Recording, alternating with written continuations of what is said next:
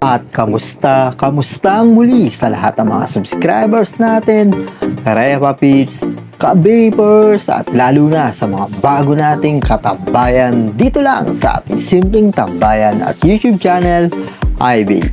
Our new video content sa ating simpleng tambayan, Huawei Y6 Pro 2019, how to replace or paano ba magpalit ng Bloated, Lumobo, Defective, sirang battery ng Huawei Y6 Pro 2019. Kaya sa lahat ng mga hindi pa nakaka-support at nakasubscribe sa ating YouTube channel, please keep supporting, subscribe, like, and click notification bell for more updated videos dito sa ating simpleng tambayan at YouTube channel, iVape.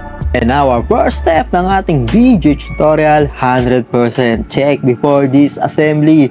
Always na pinapaalala ko at reminder sa lahat ng mga subscribers natin, ka-vapers, repa at katambayan, 100% check before this assembly bago ninyo baklasin or kaya umpisahan yung papalitan yung battery like dito sa Huawei Y6 Pro 2019 defective battery, how to replace o paano ba magpalit ng sirang battery. And always don't forget may reminder, once na mag-disassembly or magbabaklas kayo ng Huawei Y6 Pro 2019, iingatan po ninyo yung fingerprint or yung ribbon, kaya tinatawag natin flex dahil meron po siyang nakalagay doon sa mismong back cover ng Huawei Y6 Pro 2019. And now our second step ng ating video tutorial, once na na-remove na ninyo 100% no damage yung fingerprint or yung flex ribbon ng Huawei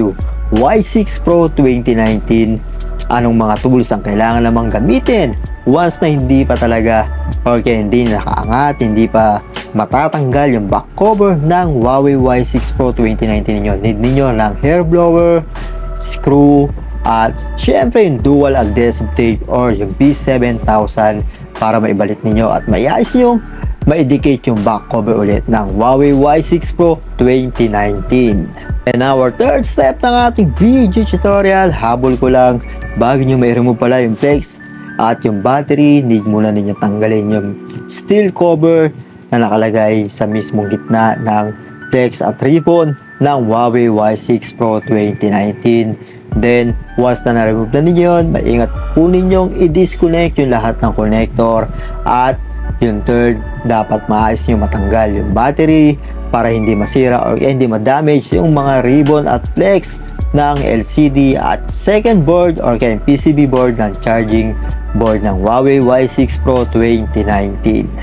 And our last step, yung pinali ng ating video tutorial, once na na-remove na ninyo, na ibalik na yung back cover at dikitan lang po ninyo ng dual adhesive o kaya kung wala yung B7000 screen glue para kumapit yung back cover at hindi matanggal. And don't forget, subscribe, support sa ating YouTube channel. Don't skip the ads sa lahat ng mga video tutorial natin at maraming salamat po ulit. Sana may natutunan kayo.